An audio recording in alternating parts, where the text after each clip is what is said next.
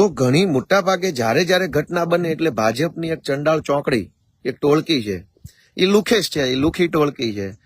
ભાજપમાંથી કોન્ટ્રાક્ટો અને સરકારી ટેન્ડરો લઈને રોકડી કરી અને ભારત માતાની જય બોલવા વાળી હલકટ ટોળકી છે. આ ટોળકી જ્યારે ઘટના બને એટલે ટીવીમાં આવીને આમાં રાજકારણ ન કરશો, આમાં રાજકારણ ન કરશો.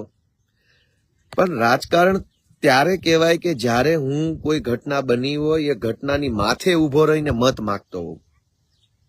કોઈ દીકરી ઉપર બળાત્કાર થયો હોય એના ઘરે જઈને ઉભો રહીને ત્યાં હું અમારી પાર્ટી માટે મત માંગુ કે જો અહીંયા આવું થયું છે માટે અમને મત આપો, તો એ હલકાઈ છે, એ રાજકારણ છે અને નીચતા છે. પણ કોઈ જગ્યાએ બળાત્કાર કે દીકરીનું સરઘસ થયું હોય એ ઘરે ઉભો રહીને હું ન્યાય આપો એવી માંગણી કરું તો એ રાજકારણ નથી, એ હલકાઈ નથી, એ જવાબદારી છે.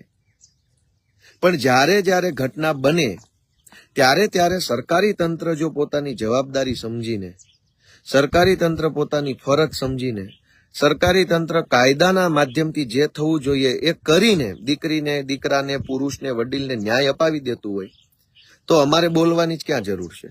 અમારે શું કામ બોલવું પડે? ન્યાય નથી મળતો એટલે તો બોલવું પડે છે. અને બોલીએ તો ભાજપની લુખી ટોળકી છે, એ ટોળકી એમ કે આમાં રાજકારણ ન કરતા, આમાં રાજકારણ ન કરતા. તો તમે રાજકારણ કરો, ન્યાય અપાવો, ફાંસીએ ચડાવો આરોપીઓને.